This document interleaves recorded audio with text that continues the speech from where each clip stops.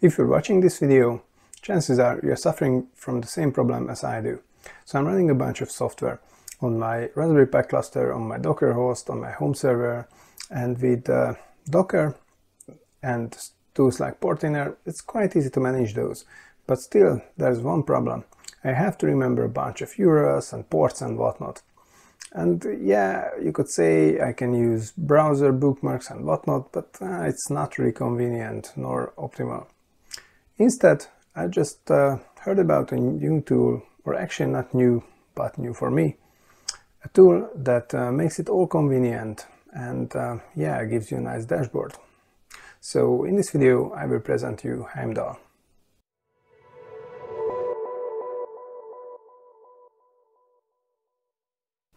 So, if I want to talk about Heimdall, and I want to be really sarcastic, I could say it is just a glorified bookmarks toolbar, but as you will see, it's way more than that.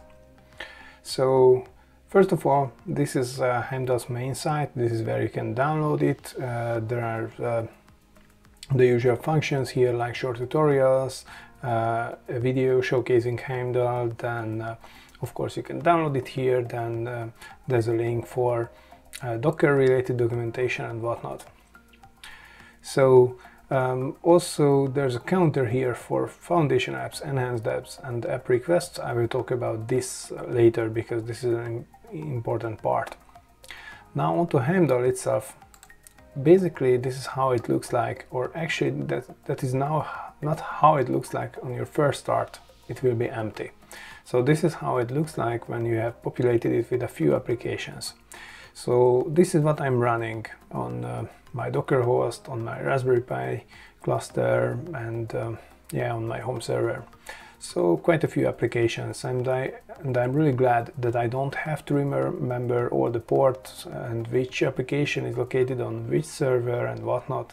So that would be just tedious. Instead, I only have to remember this one.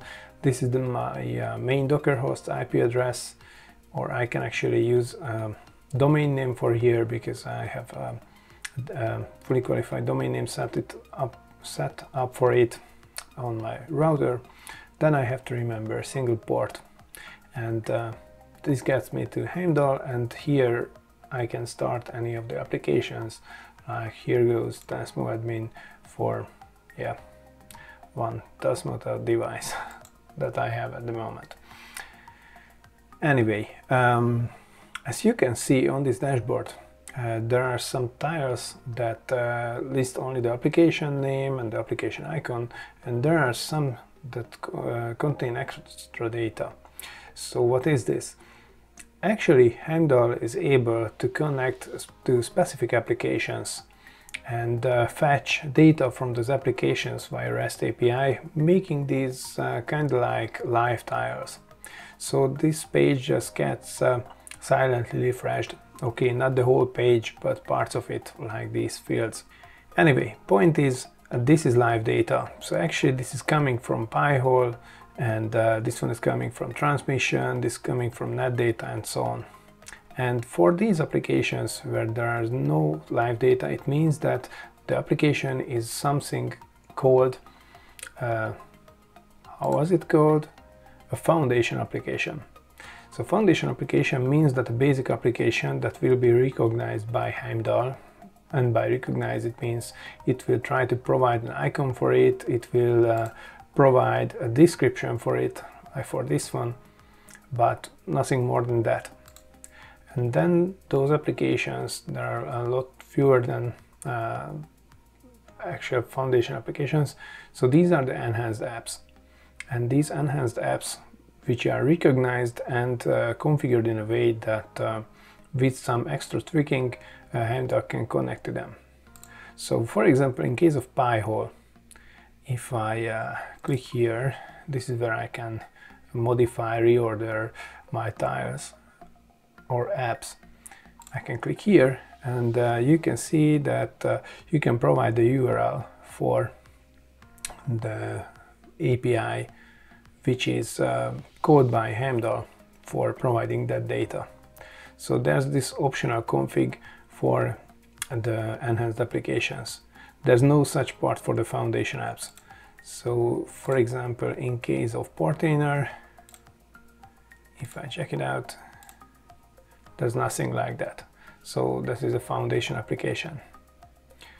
Okay, so as you can see, the UI is pretty straightforward, and yeah, there's not much complication here.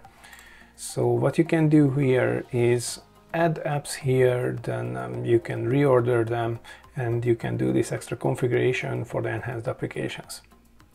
To add a new application, you have to click this button. Then you can click here plus to add an application, and you can start typing the application name here.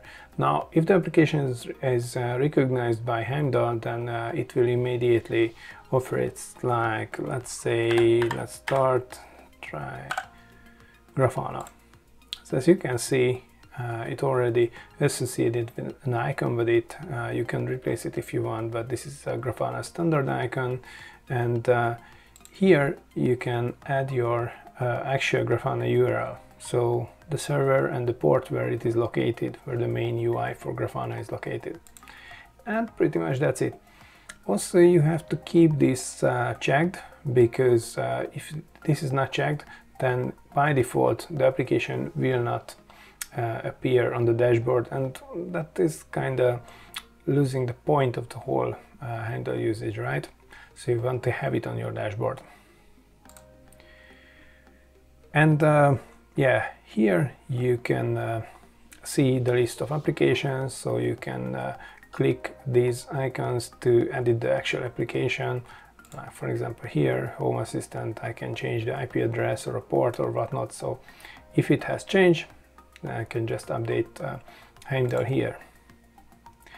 This update app list is actually call towards Heimdall's home servers, so it will update the list of recognized applications, and it means that it is possible that more applications are added, and the application that wasn't recognized before will now be recognized by Heimdall. So as you can see here on Heimdall's main page, app requests 110.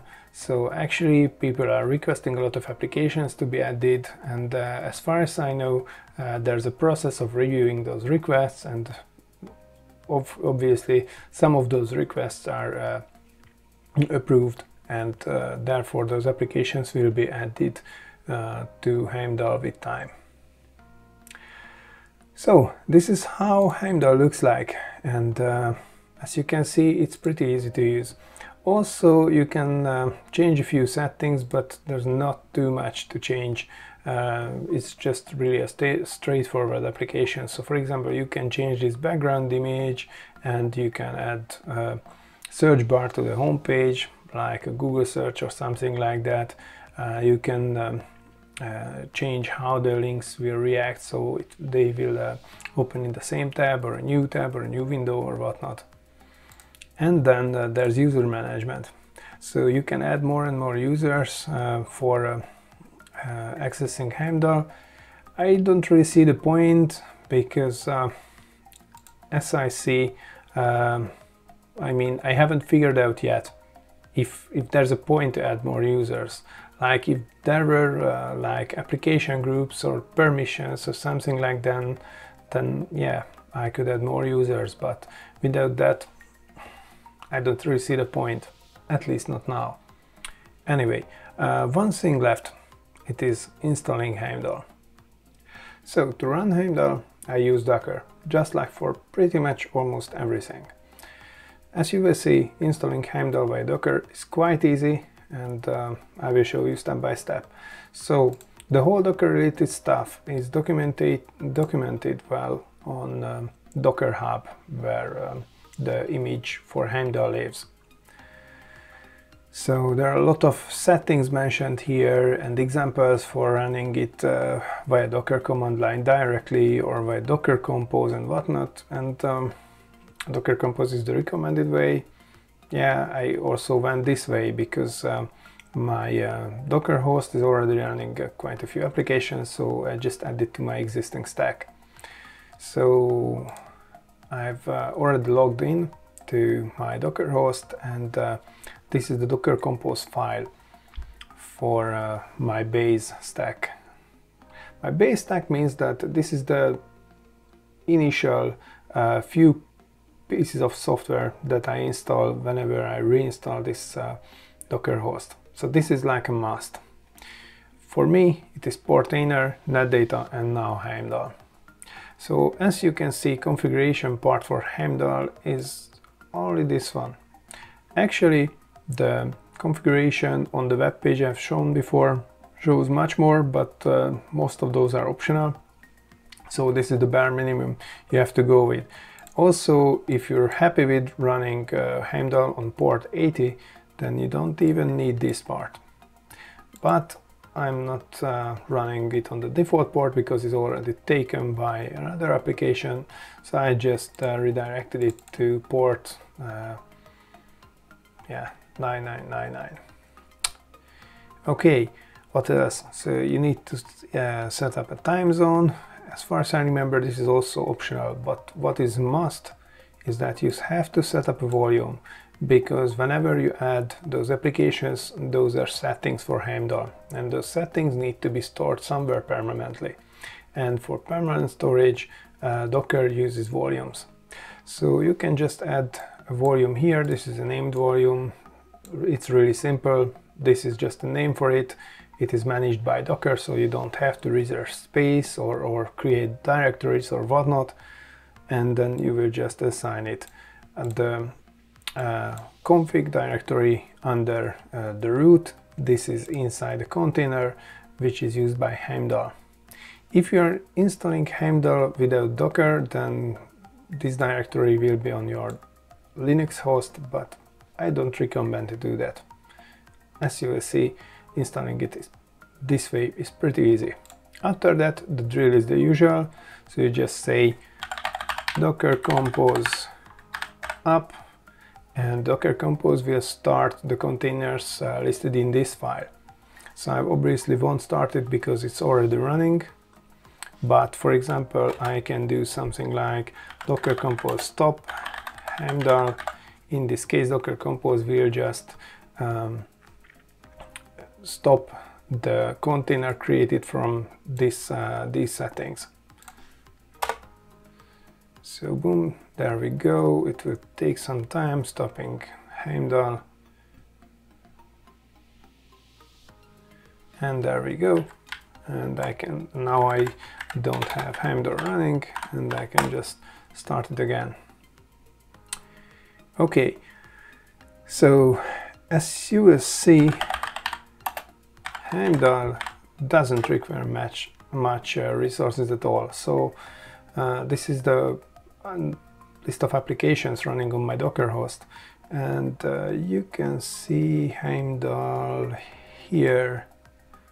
So it says it uses less than 28 megabytes of memory, then a fragment of the CPU, and almost no network.